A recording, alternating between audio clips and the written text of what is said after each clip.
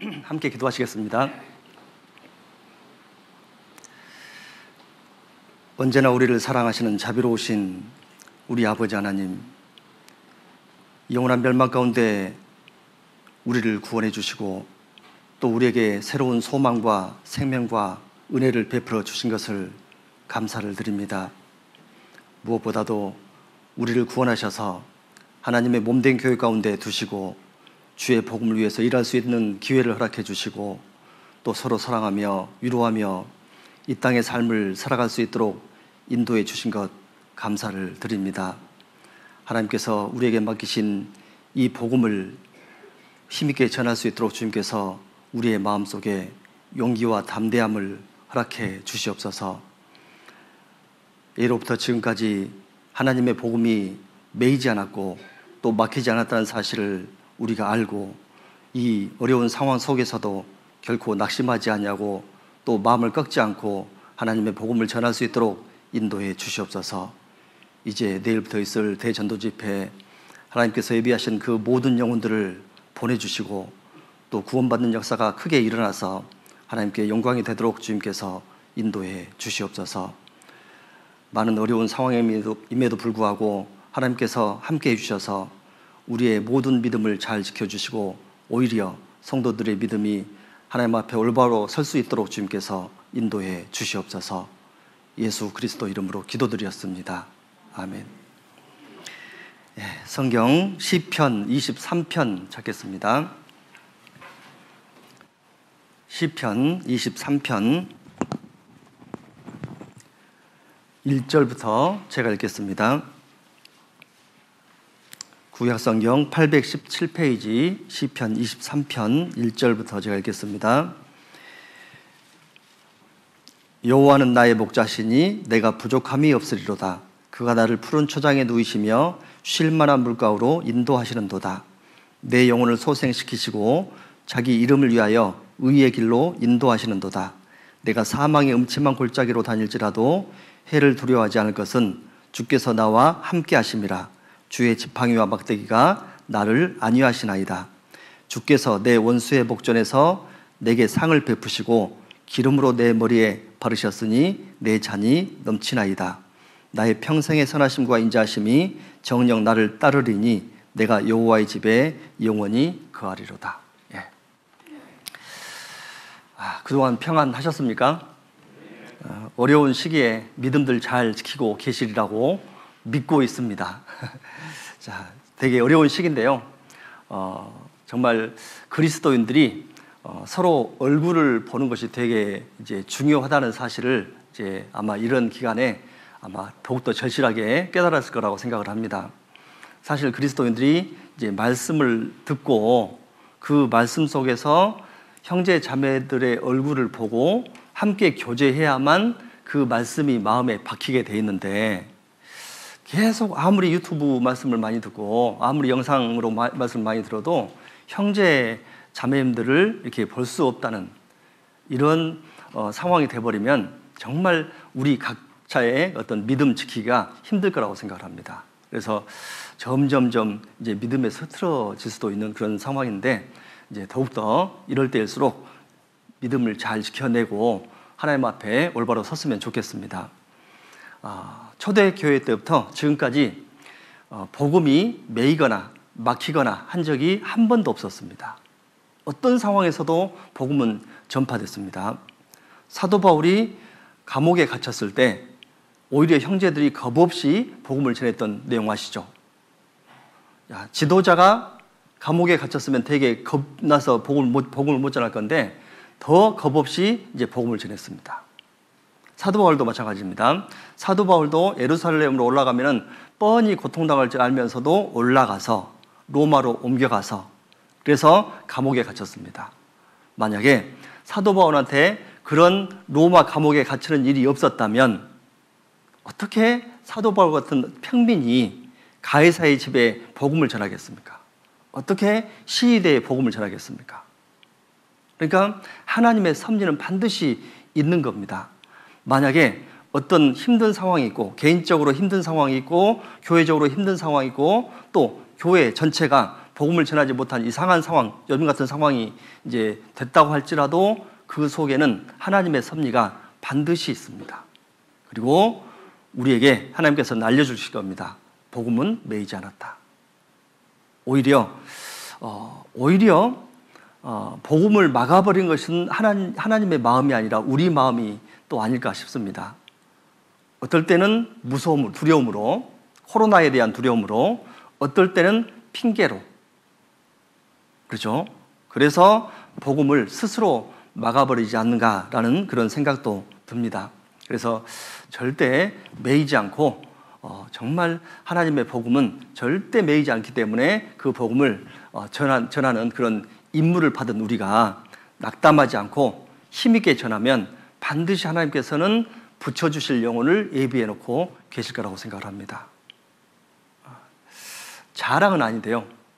올해 들어와서 작년까지 잘 이제 교회가 이제 좀 이렇게 안정됐고, 그리고 이제 저희 교회도 올해 들어와서 아직 제가 발동을 안 걸었거든요. 발동을 안 걸었는데 갑자기 각 구역이나 조에서 활발히 움직여서요. 각 구역에서 승리의 소식들이 들리고 있습니다. 가서 영상 보이고 4명까지 모일 수 있잖아요. 그러니까 영상 보이고 또 가서 상담하고, 그래서 각 구역이나 각 조에서 승리의 소식들이 막 들리고 있습니다. 계속 올라와요. 그래서 또 누구를 전도한다고 계속 올라옵니다. 그래서 너무나 감사합니다. 이게 보면요, 사도행전에 보면 정말 예수님을 죽이고 그 예수님을 죽인 세력들이 그 살기가 등등할 때, 그리고 사도들까지 잡아갔거든요. 그때 그 살기가 등등한 그 시기에 그때 당시에 초대교회 성도들의 기도를 보면요, 이런 엄청난 위협을 없애 주십시오 라고 기도한 적은 없습니다. 저희의 위협을 하감하옵시고 우리가 복음을 담대히 전하게 해 주시옵소서. 그러니까 위협을 보시고 복음을 전하게 해 주십시오.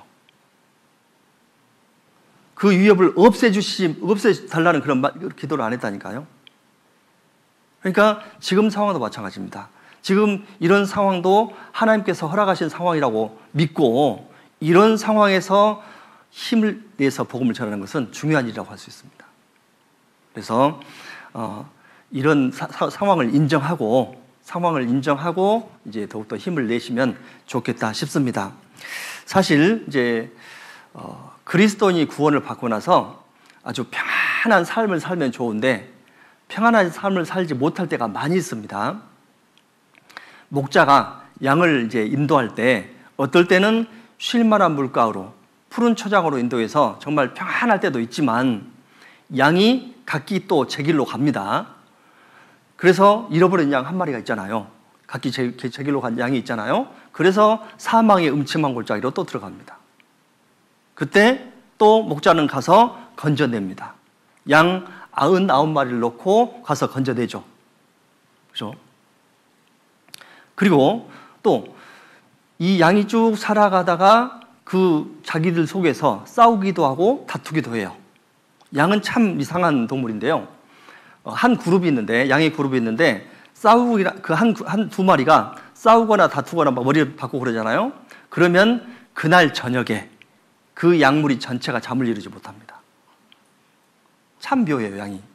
그러니까 그 시험당한 거잖아요. 그래서 그렇게 다투고 또 싸우고 시험당하고 이제 그런 상황에서 주께서 함께 하시고 오히려 그 시험당하는 상황에서도 결코 그 시험을 허락지 아니하시고 그 원수의 목전에서 상을 베푸시는 우리 주님 목자입니다. 그래서 양의 이 시편 23편의 양의 이런 인도의 모습을 보면은 우리의 어떤 삶을 이제 좀 조명해 볼 수가 있습니다. 그래서 항상 우리는 푸른 초장과 쉴 만한 물가에 있어서 부족함이 없을 때도 있지만 어떨 때는 내 영혼이, 내 믿음이 흔들려서 넘어질 때가 있습니다. 그때 하나님께서는 자기 이름을 위해서 의의 길로 인도하시고 내 영혼을 다시 소생시켜 주십니다. 그렇죠? 또 어떨 때는 사망의 음침한 골짜기에 들어가서 엄청나게 큰 고통과 두려움과 좌절과 낭망, 이런 시련, 문제거리 앞에서 이렇게 헤매고 있을 때 주께서는 함께해 주십니다. 자, 사망의 음침한 골짜기가 두려운 것이 아니고 정말 또 그리스도인이 두려워해야 될 것이 있거든요. 시험 당할 때, 정말 시험을 당했을 때 어떤 모습의 그리스도인으로 살아갈 것인가? 정말 시험을 당함에도 불구하고 그 시험을 하나님께 맡기고 그 모든 짐을 하나님께 맡겨버리고 그 시험을 잘 극복해야 될 것인가? 아니면은 시험을 당해서 부끄러운 삶을 살 것인가?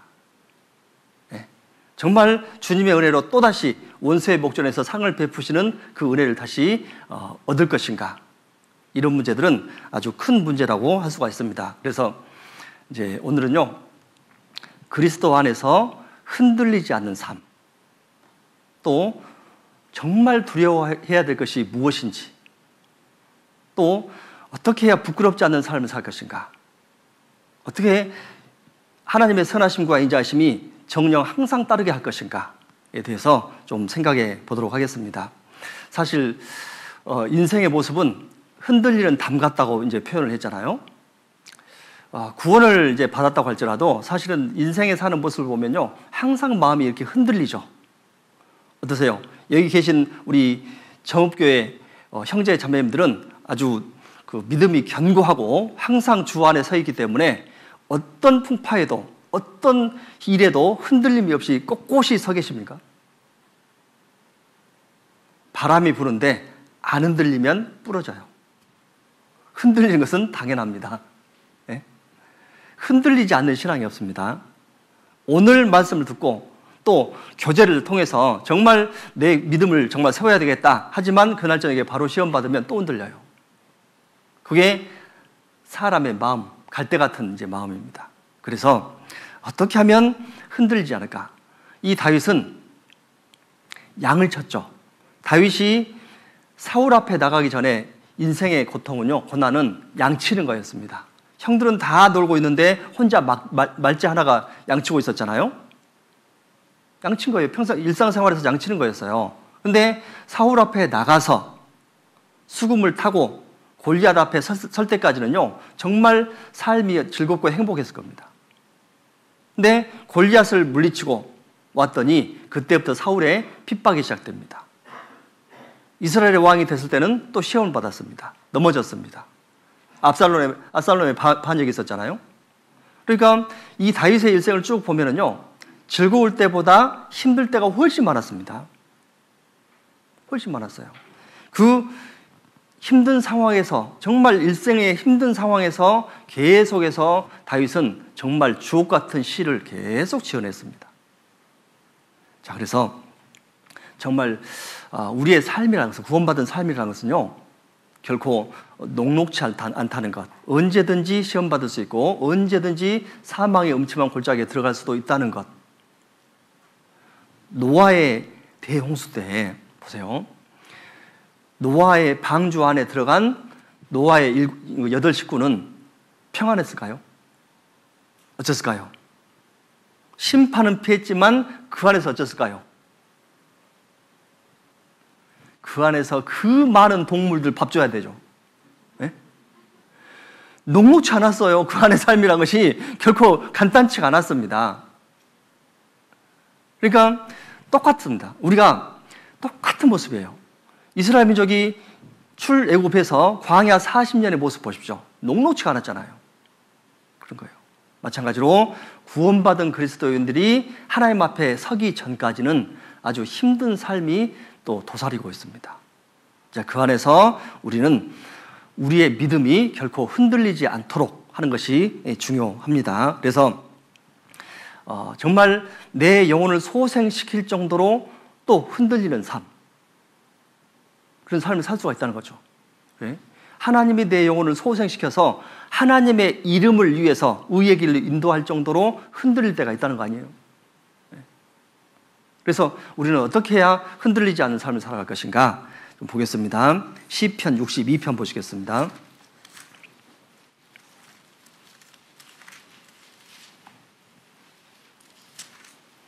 시편 62편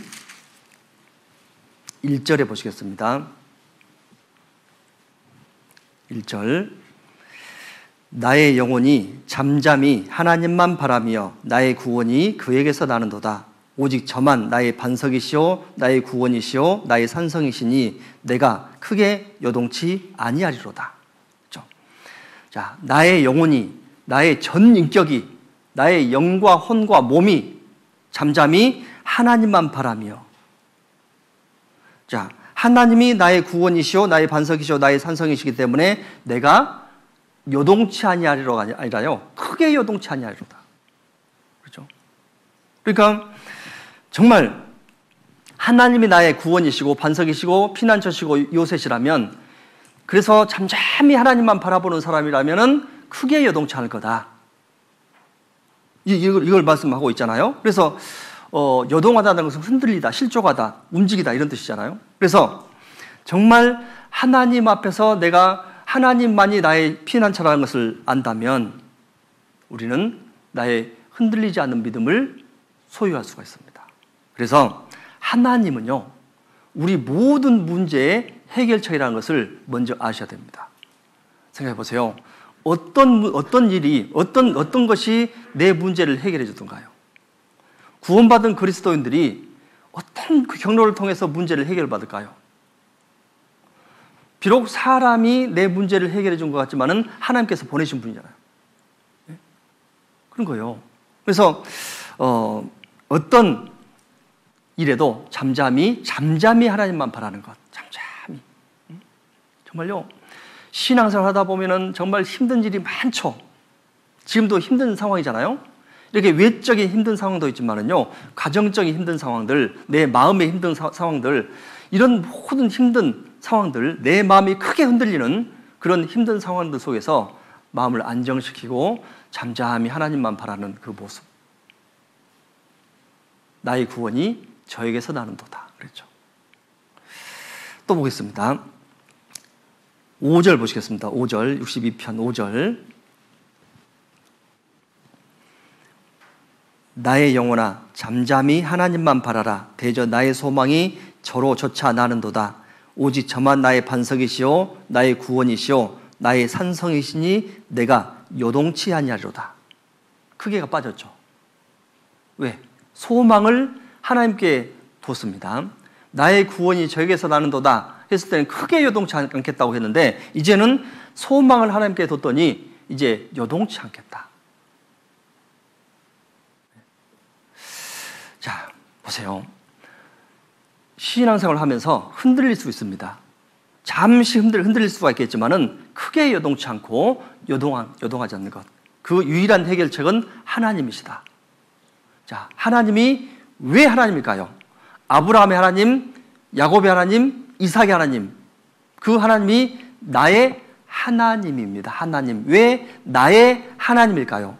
나의 고통, 나의 시련, 나의 문제거리, 이 모든 것을 해결해 줄 수 있는 유일한 하나님, 한 분. 하나님이 하나님이신 이유가요, 나에게서, 내 개인에게서 하나님이 하나님이신 이유는 뭐냐면은 내 모든 고난과 나의 모든 속을 다 알고 계시는 유일하신 분. 그래서 하나님입니다. 그래서 나 자신의 어떤 힘든 일을 어루만져 주시고 위로해 주시는 유일한 분이시기 때문에 나의 하나님입니다. 나의 하나님. 그래서 항상 믿음이 흔들릴 때는 잠잠히 하나님만 바라라. 내 마음이 크게 요동되고 내 마음이 흔들릴 때는 잠잠히 하나님만 바라는 것이 흔들리지 않는 믿음을 가지는 조건 중에 하나입니다. 그래서 정말 우리는 정말 내 신앙이 그동안 쭉 흔들릴 때도 있었고, 또 지금 현재 흔들릴 수도 있고, 또 장래에 또 흔들릴 수도 있습니다. 자, 그때 잠잠히 하나님만 바라며 나의 구원이, 나의 소망이 저로 조차 나는도다. 그렇기 때문에 우리는 흔들리지 않는 믿음을 소유할 수가 있습니다. 7절 보시겠습니다. 7절. 나의 구원과 영광이 하나님께 있으며 내 힘의 반석과 피난처도 하나님께 있도다. 백성들아 시시로 저를 의지하고 그 앞에 마음을 토하라. 하나님은 우리의 피난처시로다. 자, 이 흔들리지 않는 믿음, 이 믿음을 소유할 수 있는 것은 뭐냐면요, 하나님께 피한 거예요. 하나님을 신뢰하고 하나님께 피하는 거예요. 하나님께 피하는 겁니다. 우리 누구한테 피합니까? 구원받은 그리스도인들은요, 결국에는 하나님께 피합니다. 아무리 내 방법을 써도 안 된다는 것을 자각하는 순간, 이제 하나님밖에 안 계시구나, 그러거든요. 그래서 이 하나님께 토하라, 이것은요, 나의 모든 괴로움, 모든 슬픔, 모든 답답하고 이 힘든 것들을 하나님께 토하라. 마음속에 있는 선한 것들, 부끄러운 것들, 많은 죄들, 많은 짐들, 이 모든 것들을 하나님께 토하라. 비우라는 거죠. 마음속에 있는 기쁜 것도 비우고, 마음속에 있는 슬픈 것도 비우고, 마음속에 있는 좋은 것도 비우고, 마음속에 있는 나쁜 것도 비우고, 다 비우면 이게 바로 내 온 마음을 하나님께 보여드린 거예요. 자, 내 온 마음을 하나님께 보인 적이 있으세요? 어떠세요? 완전히 마음을 열어놓고 정말 하나님, 저는 이 좋은 것이 있습니다. 이걸 하나님께 영광을 위해서 바치겠습니다. 하나님, 저 이 고통스러운 것이 있습니다. 이거 하나님께서 가져가시세요. 좀. 하나님께서 내게 주신 은사, 이 은사조차도 다 열어놔야 돼요. 어떤 사람들은 은사를 가지고 이제 뻐긴 것이 있잖아요. 어떤 하나님께서 주신 재능 가지고 뻐기고 이렇게 할 거 없습니다. 하나님은 은사를 보고 감탄하지 않으셔요. 은사의 열매를 보고 감탄하십니다. 그러니까 내가 하나님께 받은 은사가 있으면 그 은사를 가지고 열매를 맺는 것은 당연한 거예요. 그래야 하나님께서 감탄하신 거예요. 그러니까 내 모든 것을 하나님 앞에 다 토하라 그랬죠. 자, 그래서 성경에 보면 하나님께 모든 것을 토해서 정말 은혜를 입은 여인이 있습니다. 한나입니다. 자, 여기 잡아놓으시고요. 62편 잡아놓으시고 사무엘상 1장 보시겠습니다.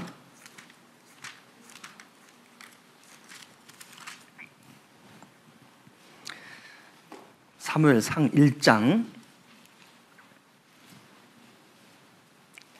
6절 7절 보시겠습니다.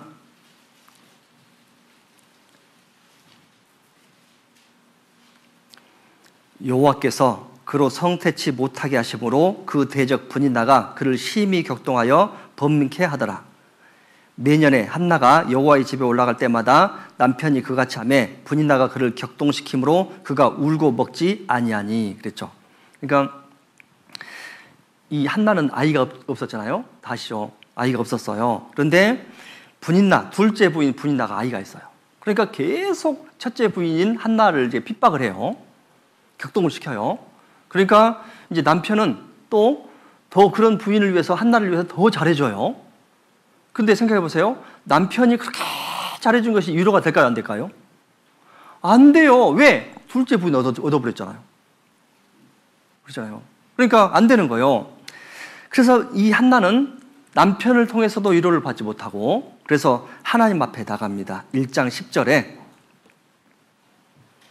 한나가 마음이 괴로워서 여호와께 기도하고 통곡하며 서원하여 가로되. 그렇죠. 자, 하나님은 이 한나의 마음을 보시잖아요. 근데 한나는 그 마음, 괴로운 마음을 가지고 이제 하나님 앞에 나갔죠. 어떤 존재도, 세상의 어떤 것들도 자기의 마음과 자기의 속에 있는 것들을 알지 못하기 때문에 이제 하나님 앞에 나갔습니다. 그래서 이제 기도를 합니다. 기도를 하는데요. 계속 마음이 슬픈 여자가 내 고통을 돌아보시고 하고 서원도 하고 하니까요. 이 엘리 제사장이 봐요. 봤더니 웬 여인이 와가지고 입으로 이렇게 말하는 거예요. 그러니까 엘리가 또 오해했습니다. 너 술 취했냐? 하거든요. 14절에 보면 엘리가 그에게 이르되 내가 언제까지 취하여 있겠느냐? 포도주를 끊어라. 자, 내 삶에서 억울했는데 제사장까지 억울하게 했어요.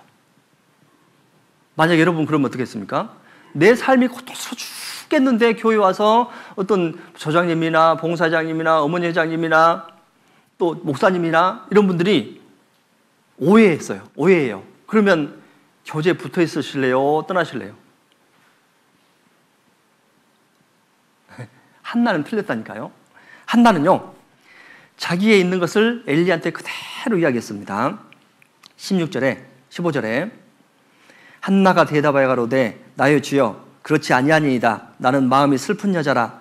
포도주나 독주를 마신 것이 아니요 여호와 앞에 나의 심정을 통한 것뿐이오니 당신의 여종을 악한 여자로 여기지 마옵소서. 내가 지금까지 말한 것은 나의 원통함과 격동됨이 많음을 인함이니이다. 자기의 원통함과 격동됨이 많은 것을 다 엘리한테 고했어요. 흔들리지 않고. 너무너무 고통스러우니까. 자, 그랬더니 엘리가 이제 축복하죠. 자, 네 구한 것을 하나님이 허락하시기를 원하노라 라고 축복합니다. 그랬더니 이 한나가요, 엘리의 축복을 그대로 믿어요. 18절에 가로되 당신의 여종이 당신께 은혜 입기를 원하나이다 하고 가서 먹고 얼굴에 다시는 수색이 없으니라 그랬죠. 그러니까 분인나 때문에 울고 먹지 않았는데 이제는 가서 먹고 다시는 수색이 없으니라 그랬죠. 그랬더니 나중에 이제 사무엘을 주시고 2장에 보면은 이제 세 아들과 두 딸을 낳게 해요. 엄청나게 주시거든요. 자, 이 한나 보세요. 한나는요, 자신의 문제거리를 하나님 앞에 그대로 가지고 와서 나는 슬픈 여자라, 나의 마음에 원통함과 격동됨이 있습니다. 다 이야기하죠. 완전히 토해냈습니다. 거기서 하나님께서 은혜를 주셨습니다. 믿음 가운데 은혜를 주신 거예요. 그러니까 정말 내 마음을 토하라. 이게 얼마나 중요한지 몰라요. 우리는 기도하다 보면은요, 일부를 감춰놓고 있죠. 일부를 기억하지 못하죠. 내 속에 있는 일부를 기억하지 못해요. 그러니까 그 일부가 하나님 앞에 토해내지지 않아요. 그래서요, 기도 제목도 묵상하셔야 됩니다. 내가 기도해야 될 제목들을 묵상해야 됩니다. 그래서 묵상한 대로 기도하시면 됩니다. 기도 제목이 묵상되지 않으면 내 속에 있는 것을 다 토해내지 못해요.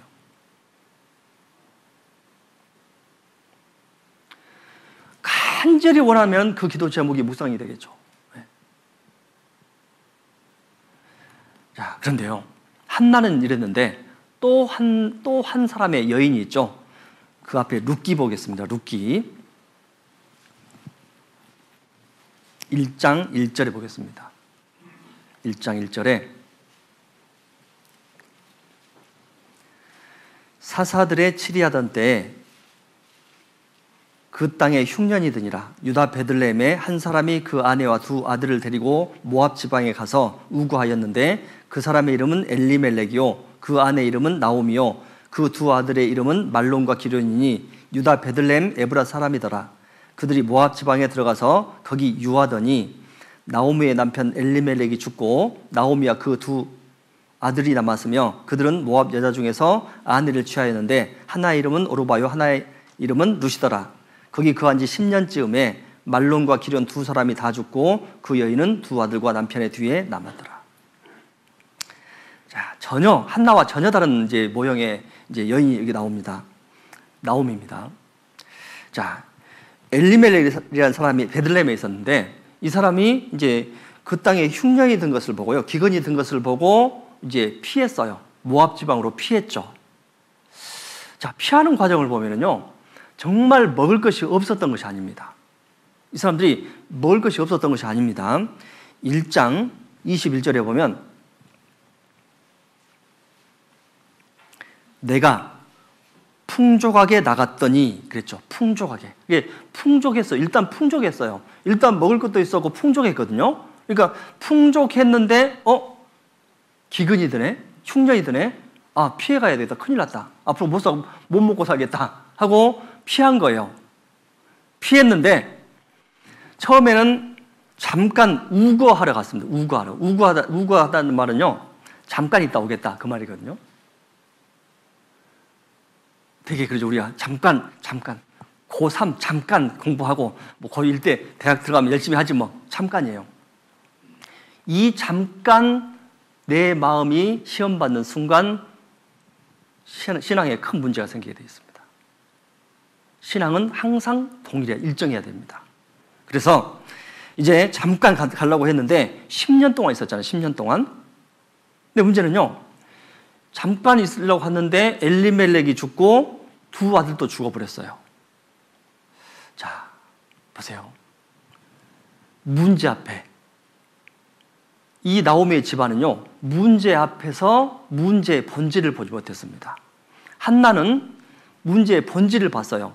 여호와께서 그로 성태치 못하게 하심으로 이 문제의 본질을 봤어요. 하나님이라는 걸 알았어요.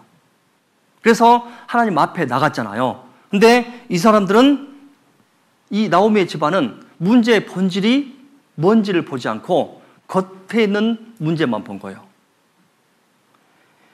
자, 이 엘리멜렉의 가정의 문제는요, 기근이 아니었습니다. 풍족했잖아요. 이 엘리멜렉의 가정의 문제는 뭐냐면은 이스라엘의 죄악이 있다는 것. 이게 문제였어요. 이스라엘의 죄악 때문에 흉년이 들었잖아요.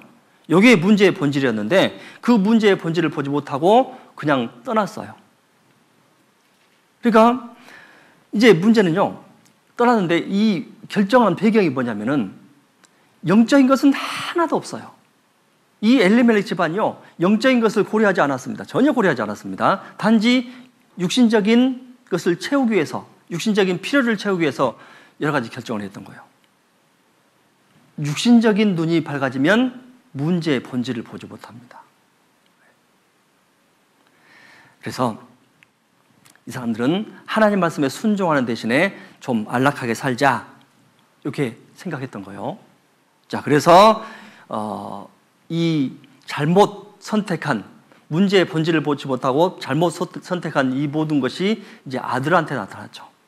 아들한테. 그 집안의 아들한테. 이방 여인과 결혼했잖아요.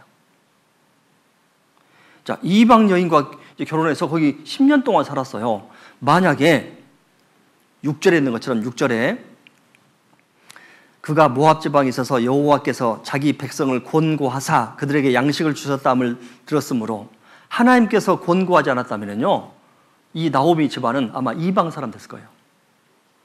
이방 사람처럼 살았을 거예요. 모압 지방에서. 구원받은 그리스도인이 문제의 본질을 보지 못하고 떠나버리잖아요. 그러면 반드시 하나님께서 권고하시거든요. 권고. 그때 주를 만날 기회를 타야 돼요. 아, 나를 권고할 때가 주를 만날 기회구나. 타야 됩니다. 그래서 이제 했는데 나오미는 여전히 영적인 것이 둔했잖아요. 자, 두 며느리가 따라와요. 이제 고향으로 돌아가는데 두 며느리가 따라옵니다. 그래서 했더니 야, 나 따라가 봐야 전혀 먹을 것도 없고 아무것도 없다. 돌아가. 나오미는 그때까지만 해도 이 두 사람, 이 룻과 분인 누구죠? 룻과 이 오르바, 이 두 사람의 구원 문제도 생각하지 않았어요. 전혀 생각하지 않았습니다. 오히려 룻이 믿음이 좋았잖아요. 17절에 보면 1장 17절에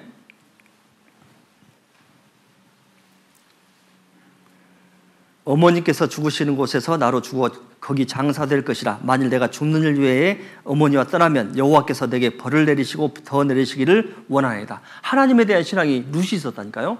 이 룻의 결단이 그 가정의 문제를 해결했잖아요. 그 룻의 신앙적인 결단이 가정의 모든 문제를 해결해버렸잖아요. 그런 거예요. 그러니까 문제 해결의 본질은 하나님께 있는 거다. 나에게 속한 모든 문제거리들은 다 본질이 하나님께 있는 거다. 그러니까 하나님께 피하자. 사람의 방법대로 육신의 어떤 필요를 채우기 위해서 떠나는 것이 아니고 오히려 어떤 문제가 있을 때는 교회 중심으로 들어오셔야 됩니다. 그러면 해결됩니다.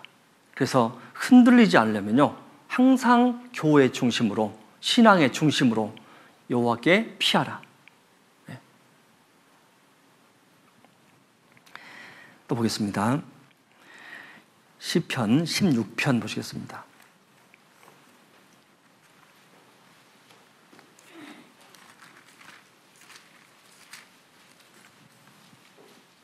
시편 16편 7절 보겠습니다. 7절. 나를 훈계하신 여호와를 송축할지로다. 밤마다 내 심장이 나를 교훈하도다. 내가 여호와를 항상 내 앞에 모시며 내가 그가 내 우편에 계심으로 내가 요동치 아니하리로다. 그렇죠? 항상 하나님을 내 앞에 모셨을 때 흔들리지 않습니다. 네. 그러니까 항상 하나님 중심의 삶을 살았을 때 흔들리지 않는다는 거죠. 네. 우리는 하나님이 정말 내 중심에 계시는지를 좀 깊이 생각을 해봐야 됩니다. 정말 하나님께서 나를 지배하고 내 생각과 내 영혼을 다 지배하고 계시는지, 잠 일부만 지배하고 계시는지, 내 마음속에서 하나님은 항상 1등인지 하나님께서 3등인지 꼴등인지 생각해 봐야 됩니다. 내가 정말 형통할 때 하나님께서 1등인지 2등인지, 내가 고통받고 있을 때 하나님께서 1등인지 2등인지 생각해 봐야 돼요. 정말 고통받고 있을 때 하나님께 먼저 의뢰하고 하나님께 토하고, 그럼 1등이죠. 그런데 먼저 사람에게 의지하고 풀려고 노력하고 그러면 하나님은 2등, 3등으로 밀려나죠. 정말 하나님께서 내게 큰 은혜를 주셨는데, 육신적인 큰 은혜를 주셨을 때 그때 받는 순간 감사합니다 하나님 하고 진심으로 감사가 나오면 하나님이 1등이죠. 그런데 내가 열심히 해서 감사하다, 열심히 해서 감사하다, 열심히 해서 감사하다, 하나님이 2등이잖아요.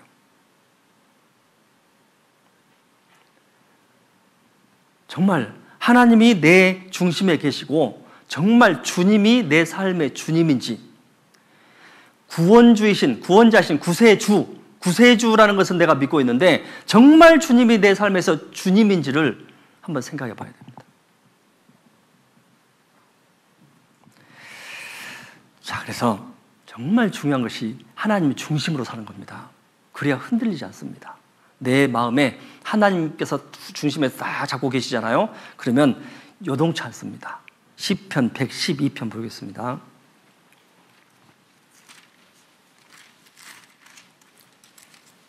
시편 112편 6절 보시겠습니다.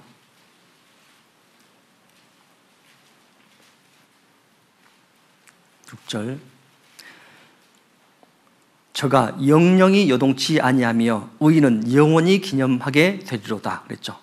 자, 정말요, 흔들리지 않는 믿음을 보일 때, 시험이 닥쳐와도 슬픈 일이 있고 큰 성공이 있다고 할지라도 흔들리지 않는 그 믿음을 보일 때 기념이 됩니다. 하나님께서 기념해 주셔요. 그래서 정말요, 내 삶에서 하나님 앞에 딱 갔는데 기념될 날들이 얼마나 될까? 그걸 계산해 본다면요, 정말 좀 마음을 잘 지키고 좀 흔들리지 않는 그런 신앙을 잘 간직했으면 좋겠습니다. 자, 보세요. 이 양이 이제 혼자 가서 사망의 음침한 골짜기로 이제 가잖아요. 그때 이제 해를 두려워하지 않을 것은 그랬죠. 그러니까 두려움이 있다는 거죠. 그러니까 신앙생활을 쭉 해나가면서도 어떤 사망의 음침한 골짜기 같은 엄청난 고통과 고난이 올 수도 있습니다. 정말 내 앞에 두려움이 강물처럼 밀려올 때도 있습니다. 어떤 고난들은요, 여러 가지 고난의 종류들이 동시다발적으로 몰려올 때가 있어요. 아주 슬픔의 강물처럼 이렇게 몰려올 때도 있거든요. 자, 그때는 정말 두려워요. 그런데 거의 두려워할 필요가 없습니다. 왜? 평탄한 곳에서는 주님과 내가 좀 멀리 떨어져서 그럴 수가 있지만요, 골짜기니까요, 더 가까워져요.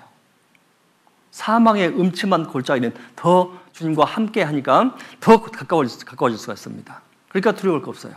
정말 그리스도인이 두려워할 것이 있는 거예요. 사람은 한 6개월 정도, 생후 6개월 정도가 되면 이제 공포감을 느낀답니다. 자, 그래서 자신의 환경이나 기질이라든지 여러 가지 일 때문에 두려움도 느낄 수도 있고, 또 삶을 살아가면서 이렇게 경쟁에서 실패하거나 또 뒤처지거나 이런 것들 때문에 또 두려울 수도 있어요. 그렇지만은 그리스도인들이 정말 두려워해야 될 것, 사망의 음침한 골짜기보다 더 두려운 것이 있습니다. 시편 13편 보시겠습니다.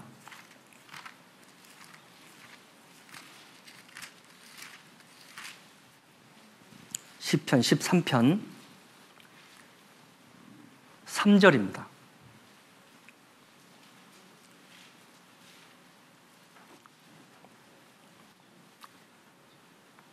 시편 13편 4절 보시겠습니다. 4절.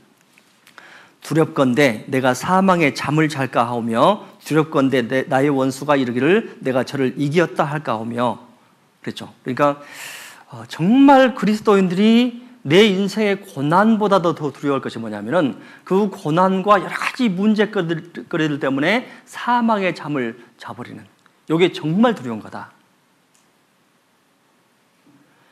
그리스도인의 삶에서 문제거리가 없을 수가 없는데, 분명히 있는데 어떨 때는 작고 어떨 때는 크고,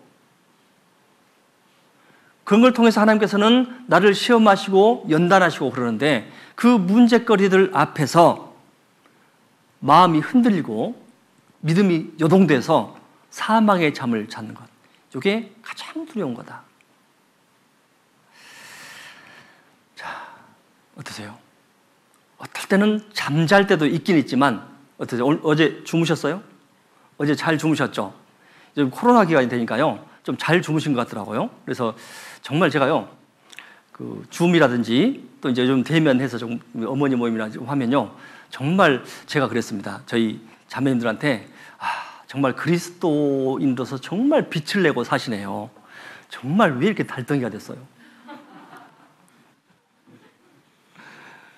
그런데 정말 그리스도인들은 사망의 잠을 자는 것을 가장 두려워해야 된다. 그래서 문제는요, 이제 문제거리라든지 여러 가지 상황이 있기는 있겠지만은 죄를 허용해 버린 것이 또 문제거리죠.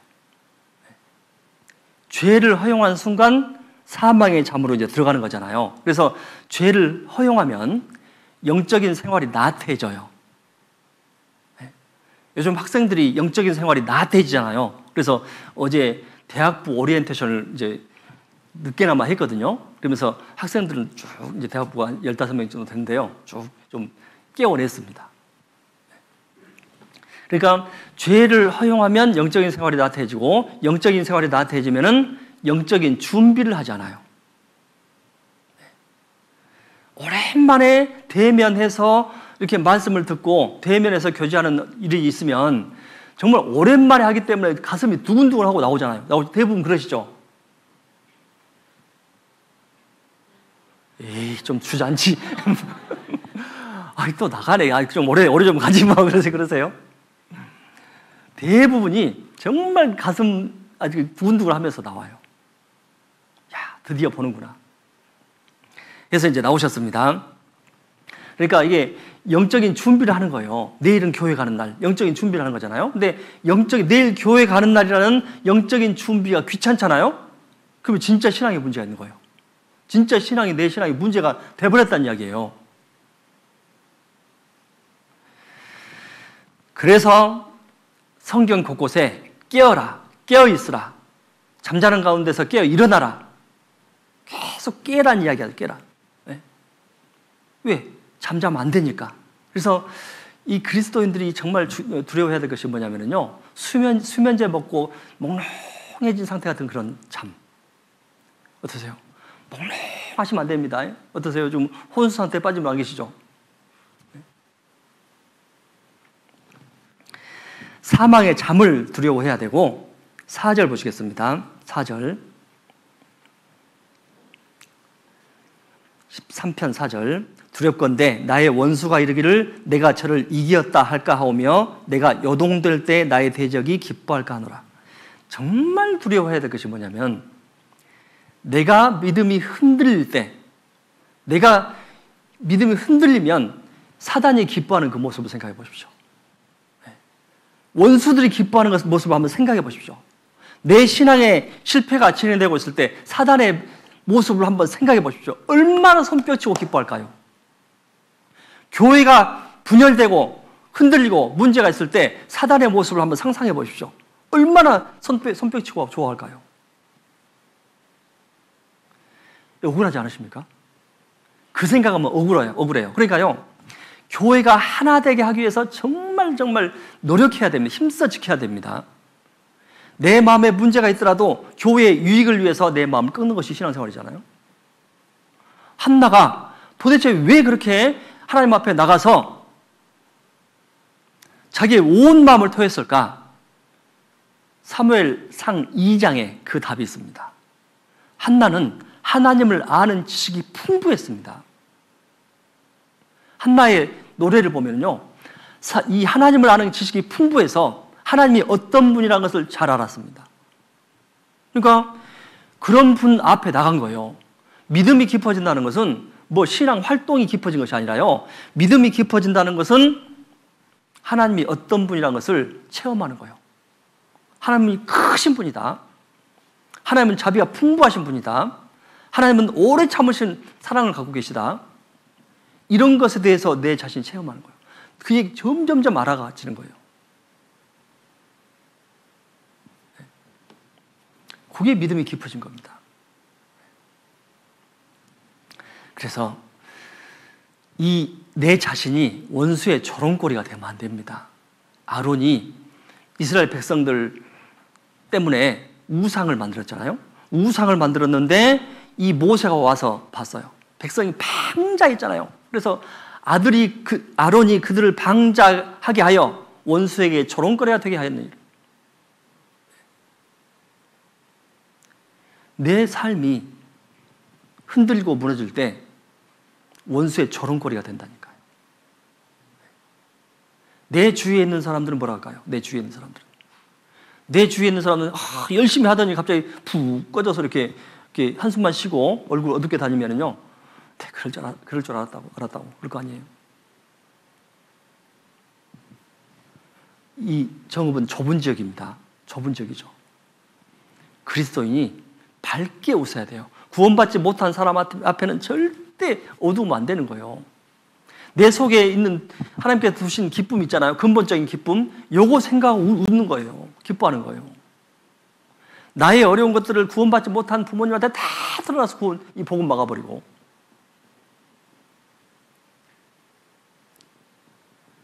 하나님 앞에 털어놓으라고요. 하나님 앞에. 다윗이 범죄했을 때 보십시오. 다윗이 범죄해서 이제 나단이 쳐들어왔습니다. 나단이 와가지고 지적하고 다윗이 회개했죠. 그러니까 나단이 하는 말이 원수로 크게 회방할 거리를 얻게 했다고. 내가 믿음이 흔들리고 죄에 무너져 버리면 원수에게 크게 회방할 거리가 있습니다. 그런 거예요. 그러니까 내 자신의 삶에서 정말 무섭고 두려워해야 될 것이 뭐냐면은 내 삶 때문에 원수가 회방거리 얻는 것, 조롱거리 얻는 것, 요걸 두려워해야 된다는 거죠. 그래서 삶을 정말 조심해야 돼요. 구원받은 그리스도인들은요, 이 삶이라는 것이요, 대충 사는 것이 아니고 정말 잘 세밀하게 철저하게 계산해서 살아야 됩니다.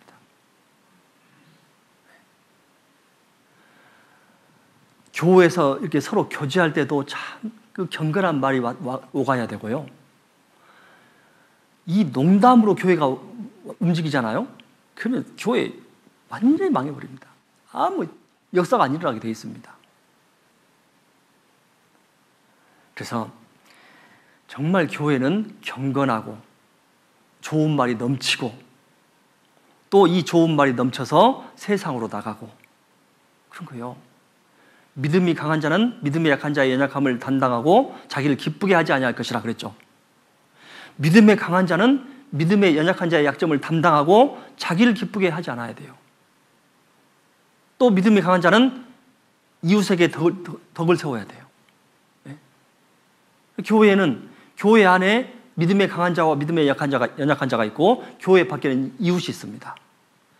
믿음의 연약한 자는 믿음의 강한 자를 다 보고 있고 믿음의 강한 자는 믿음의 연약한 자를 다 보고 있어요. 이웃은 나를 보고 있습니다. 그래서 이웃에게 덕을 세워야 돼요. 이 아브라함의 목자들과 롯의 목자들이 싸울 때 이방 사람들이 보고 있었잖아요. 네. 얼마나 조롱했겠어요. 생각을 해보세요. 자, 그래서 이 원수들에게 조롱거리, 회방거리 주시면 안 돼요. 정말 이런 상황에서 정말 원수들이 기뻐하는 그 상황을 한번 생각해봐요. 상상해봐야 돼요.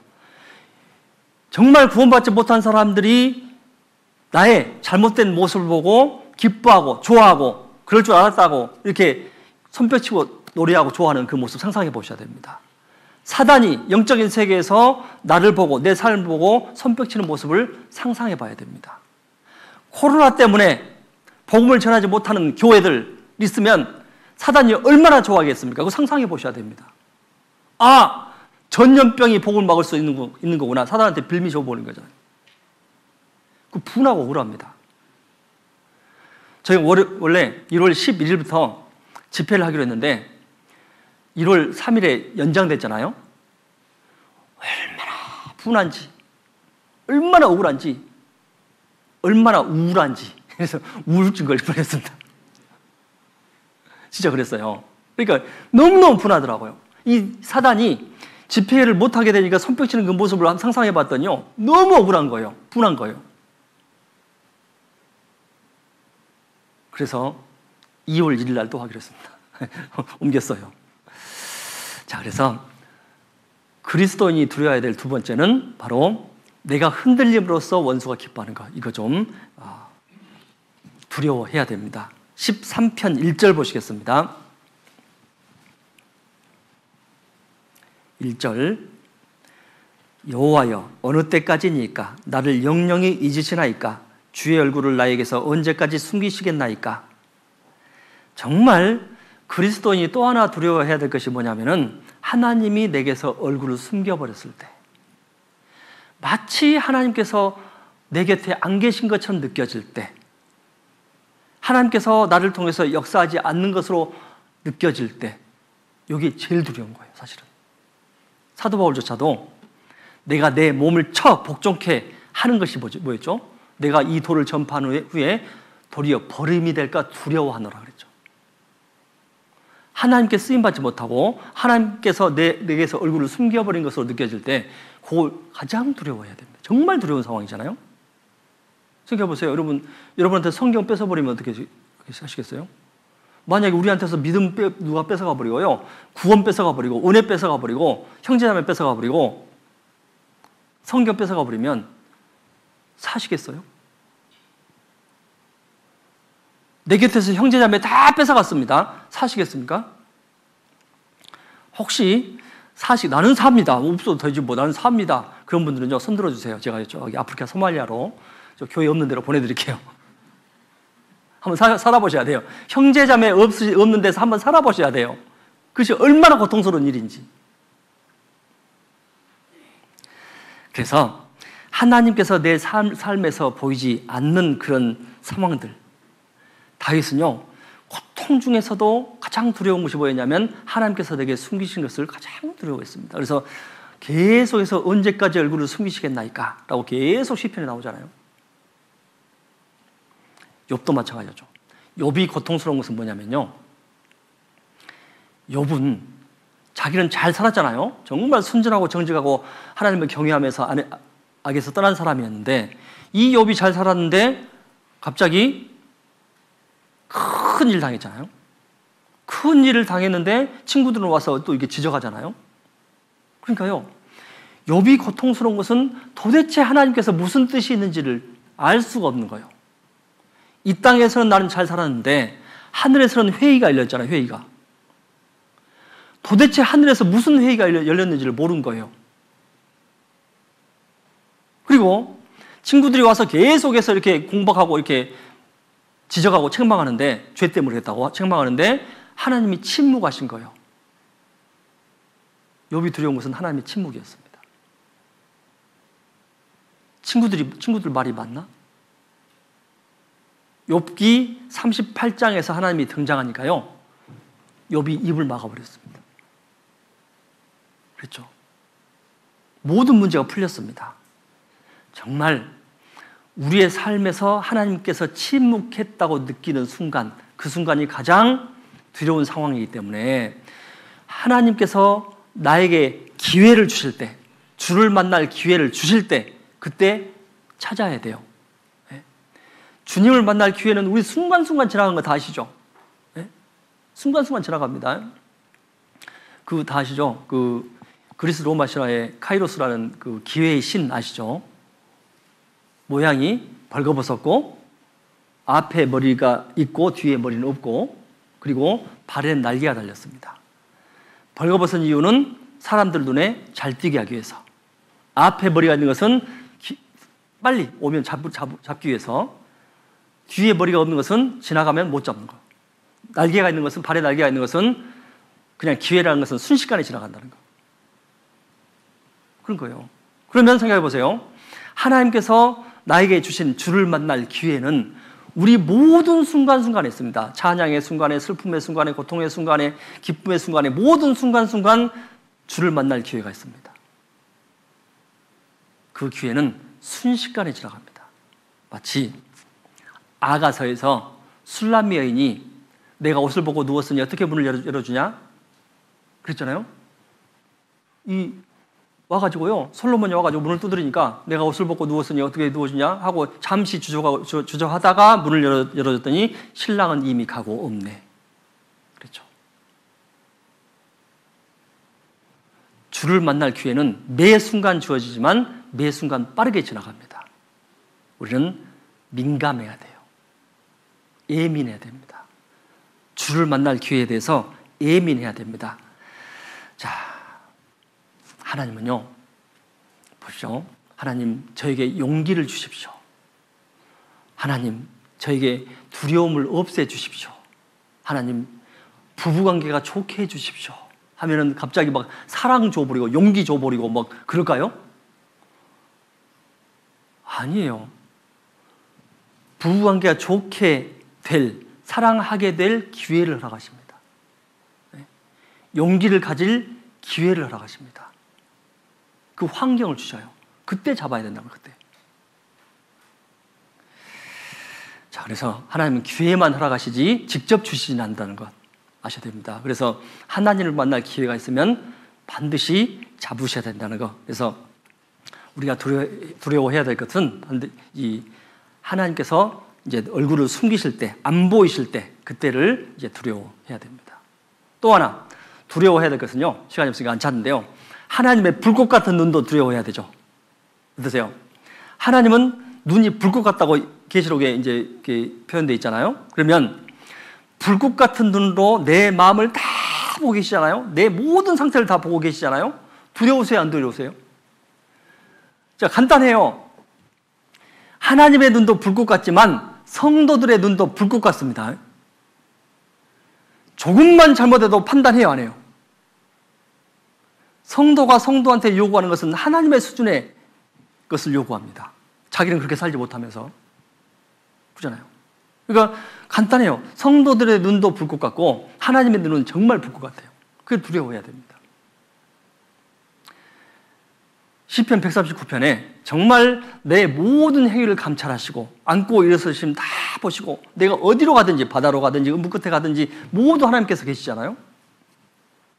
두려워요. 근데 역으로 생각하면요, 얼마나 좋은지 몰라요. 왜? 나의 고통, 나의 슬픔, 나의 좌절, 나의 상처, 이 모든 것도 아신다는 거죠. 나를 보신다는 것.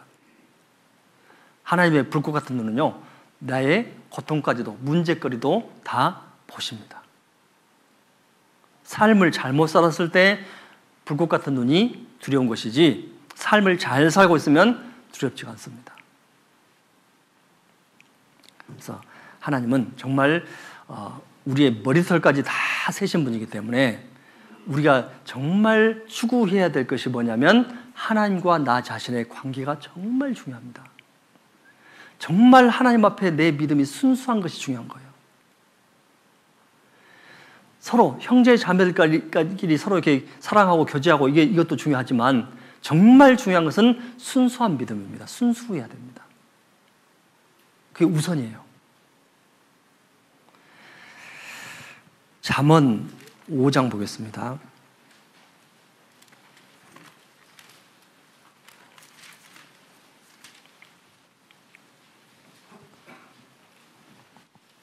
잠언 5장 10절 보시겠습니다. 11절 보시겠습니다. 잠언 5장 11절. 두렵건대 마지막에 이르러 내 몸, 내 육체가 쇠퇴할 때에 내가 한탄하여 말하기를 내가 어찌하여 훈계를 싫어하며 내 마음이 꾸지람을 가벼이 여기고 내 선생의 목소리를 청종치 아니하며 그랬죠. 그러니까 정말 또 두렵건대 두려워해야 될 것이 주님 앞에 섰을 때 후회입니다. 후회할 것을 두려워하셔야 돼요. 왜 그때 그 설교를 듣고 내 마음을 돌이키지 못했을까? 왜 그때 그런 간증을 듣고 내 마음을 돌이키지 못했을까? 왜 그때 그 권면을 듣고 내 마음을 돌이키지 못했을까?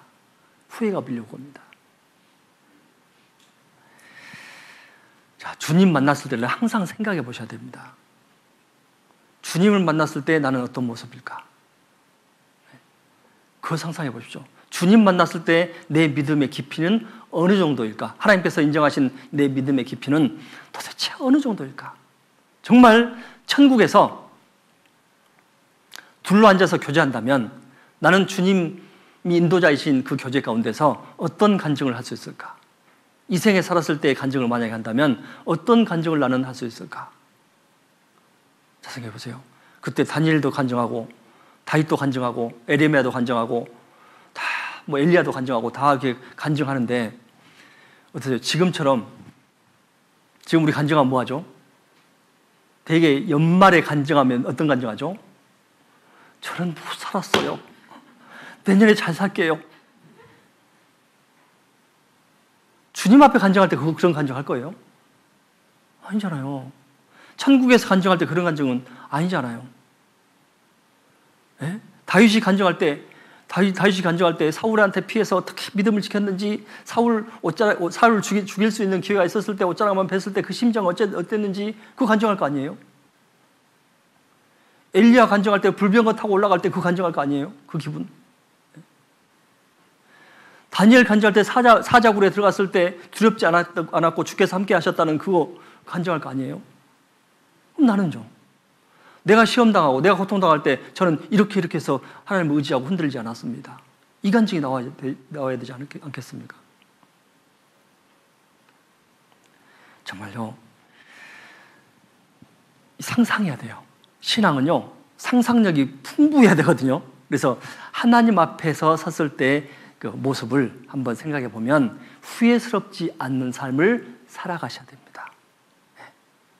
하나님 앞에 섰을 때 후회 없는 삶.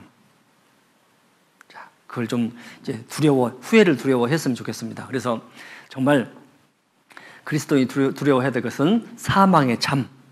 내가 흔들렸을 때 원수들이 기뻐하는 그런 모습들, 하나님의 불꽃 같은 눈, 하나님께서 보이지 않을 때, 그리고 후회, 이런 것들을 좀 두려워하셔야 됩니다. 그래서 그렇게 이런 모습으로 살아가면요, 이제 부끄럽지 않죠. 자랑스러운 삶을 살아가죠. 그렇죠?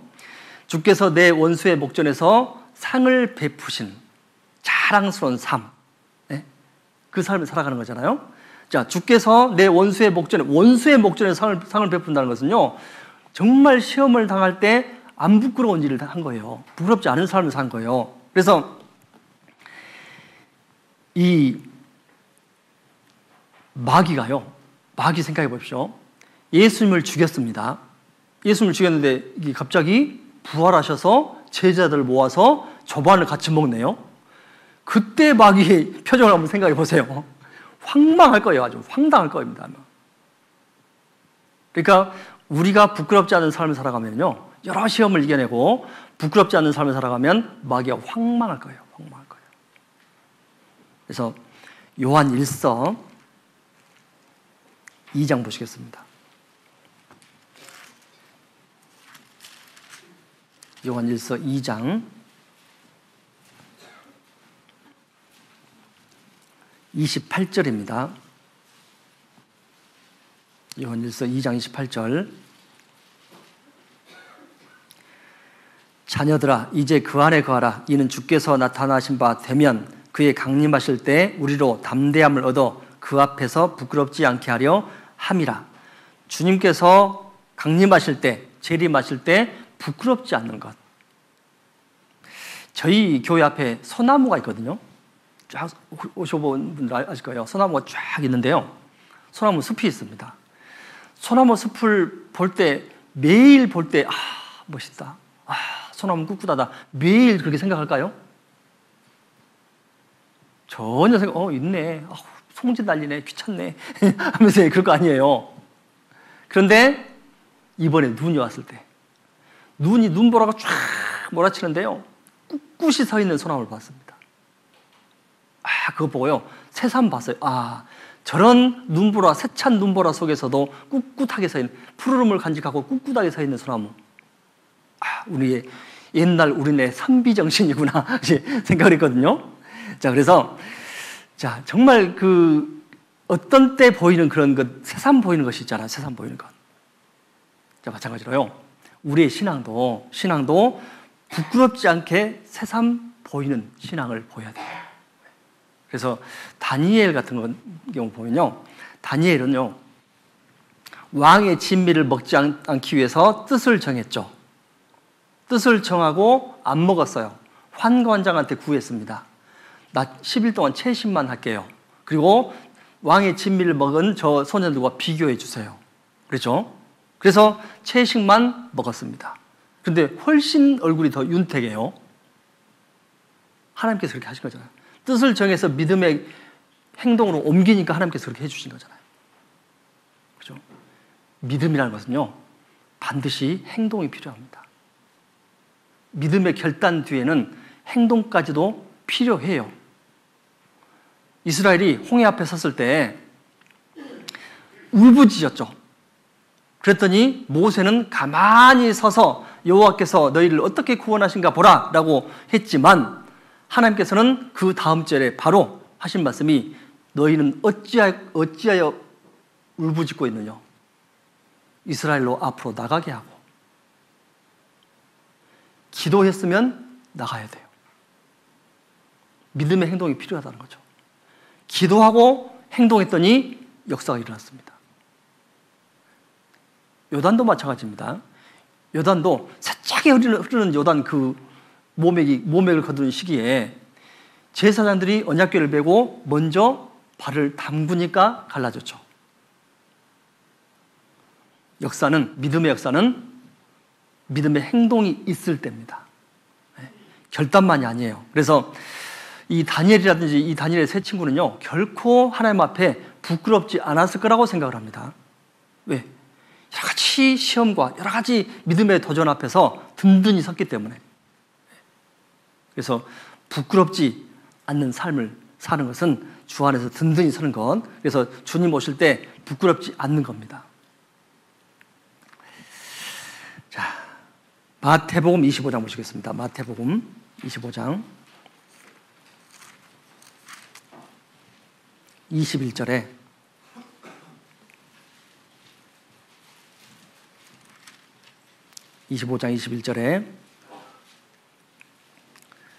그 주인이 이르되 잘하였도다 착하고 충성된 종아, 내가 작은 일에 충성하였음에 내가 많은 것으로 내게 맡기리니 내 주인의 즐거움에 참여할지다 하고 그랬죠. 그러니까 착하고 충성된 삶을 살았을 때 부끄럽지 않습니다. 자, 보세요. 이 주인이 왔을 때 달란트나 문화를 잘 남긴 사람은 부끄럽지 않았죠. 우리가 그래요. 하나님께서 우리에게 주신 여러 가지 달란트, 여러 가지 은사들, 여러 가지 하나님께 바칠 수 있는 환경들, 이런 환경들을 잘 사용해서 정말 많은 이윤을 남기면, 영적 이윤을 남기면 부끄럽지가 않습니다. 그런데 하나님께서 여러 가지 것을 주셨는데 그걸 통해서 이윤을 남기지 못하면 부끄러워해야 됩니다. 그래서 은사를 허비하지 마십시오. 하나님께서 주신 내 환경을 허비하지 마십시오. 어떤 환경이든지 현재 내가 신앙생활을 하고 있으면 하나님께서 허락하신 거라고 인정하셔야 됩니다. 나는 왜 이래? 나는 왜 이래? 라고 생각하지 마세요. 하나님께서 허락하신 거라고 생각하시고 믿음의 눈으로 바라봤을 때 상황은 호전됩니다. 교회가 하나가 되고 교회가 사랑으로 똘똘 뭉치고 교회가 복음을 전하려고 노력하고 교회 분위기가 살아나면 각 가정의 개인의 문제도 모두 해결됩니다. 정말 그래요. 사랑하는 자요, 내 영혼이 잘된 같이 내가 범사에 잘되고 강건하기를 원하노라 그랬죠. 교회가 든든히 서면 범사에 잘되고 강건한 것은 맞아요. 그 일에 교회가 든든히 서는 것에 우리가 협력해야 됩니다. 히브리서 11장에 그 믿음의 선진들은 부끄러운 사람들이 아니잖아요. 정말 상 받을 사람들이잖아요. 그러니까 그렇게 살아야 돼요.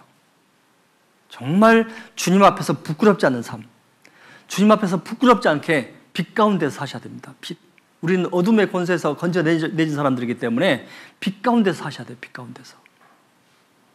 그래서 정말 원수의 목전에서 시험당할 때 즉시 주님한테 달려가면 원수의 목전에서 상을 베푸실 겁니다. 문제는 주님한테 달려가는 겁니다. 고통당할 때, 시험당할 때, 두려움이 밀물처럼 몰려올 때 그 모든 문제의 해결은 하나님께 있고 주님한테 있다는 것을 알고 주님께 달려가는 거예요. 그렇죠? 보세요. 시편 23편 보시겠습니다.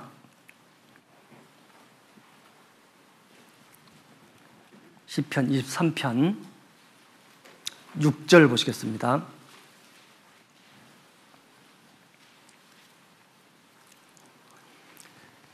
나의 평생의 선하심과 인자하심이 정녕 나를 따르리니 내가 여호와의 집에 영원히 거하리로다. 자, 보세요. 옛날에 제가 있었던 교회예요. 이분이 구원받았어요. 이분이. 아시죠? 이분이 구원받았어요. 그쪽 지역의 최고 주목이었습니다. 1대 14로 싸워서 때려눕힌 전문 주목 쓰는 사람들을 때려눕힌 최고 주목인 그 형제님이 계셨습니다. 구원을 받았어요. 그분이 한 사람을 전도했는데 격투기 동양 웰터급 챔피언이었습니다. 근데 이제 구원을 못 받았는데 이분을 이제 전도 집회하는데요. 이분이 첫날 말씀을 듣고 피 막 흘리면서 이렇게 오는 거예요. 첫날 말씀을 듣고. 그러니까 놀래가지고 왜 그러세요? 그랬더니 궁창이 뭡니까 목사님? 그러다 이게 순수하신 분이에요. 근데 이분이 구원을 받지 못했지만은 이게 그날 경기하고 와가지고 우승하고 와가지고요. 막 피 흘리고 와서 이렇게 피 흘리고 첫날인데. 자, 그런데 이제 두 분이 이제 저한테 하는 말이 목사님 어디 가시려면 저희가 뒤따라 다닐게요. 그 소리를 그 말을 듣는 순간 여기 생각났어요. 요 말씀이 생각났거든요. 나의 평생의 선하심과 인자하심이 정녕 나를 따르리니. 그 두 사람은 잠깐 있지만 내 평생의 선하심과 인자하심의 두 호위병. 쭉 따라다닌 거예요. 쭉 따라다니는 거예요. 안전하잖아요. 그만큼 가장 안전하잖아요. 하나님의 선하심이 나를 따라다니고 하나님의 인자하심이 나를 따라다닌다면요, 내가 정말 하나님의 선하심과 인자하심 속에서 계속 보호받잖아요. 그래서 내가 있어야 될 곳은 여호와의 집, 교회구나. 흔들리지 않는 삶, 부끄럽지 않는 삶, 두렵지 않는 삶을 위해서 거해야 될 곳이 교회입니다. 그 교회에 함께 했을 때 선하심과 인자하심이 따라다니기 때문에 결코 믿음은 흔들리지도 않고 항상 주님께 달려가게 되어 있습니다. 그걸 마음에 담아야 돼요. 이게 정말 다윗이요. 여호와는 나의 목자시니 내가 부족함이 없으리로다 그러잖아요. 하나님은 나의 목자고 나는 양입니다. 하나님, 저는 하나님 없으면 살 수가 없습니다. 양으로서 하나님께 모든 걸 의탁합니다. 라는 고백이거든요. 우리가 그렇습니다. 하나님, 저는 양 같은 사람입니다. 목자 되신 주님께서, 내 영혼의 감독 되신 목자이신 주님께서 선하심과 인자하심으로 항상 함께 해주십니다. 그래서 양 같은 저는 모든 일에 하나님께 달려갑니다. 하나님, 함께 해주십시오. 이게 최고의 기도고 최고의 보호입니다. 그래서 이제 올 한 해 또 비록 어려운 상황이지만 결코 흔들리지 말고 부끄럽지 않은 삶을 살아가고, 그리고 정말 두려운 것이 무엇인지를 한번 생각해보는 그런 또 1년이 되면 좋겠다 싶습니다. 예, 함께 기도하시겠습니다.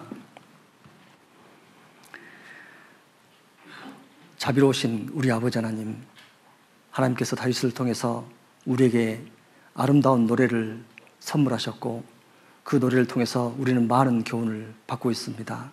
이제 하나님 앞에 우리가 더욱더 굳건히 서서 결코 흔들리지 않도록 주님께서 도와주시고, 또 부끄럽지 않는 삶을 살아갈 수 있도록 도와주시고, 정말 우리가 두려워해야 될 것이 무엇인지를 생각해 볼 수 있는 1년이 될 수 있도록 주님 인도해 주시옵소서. 말씀들을 마음에 새겨서 계속해서 믿음이 발전하고 깊어지는 우리 정읍교회 식구들이 될 수 있도록 주님께서 인도해 주시옵소서. 예수 그리스도 이름으로 기도드렸습니다. 아멘.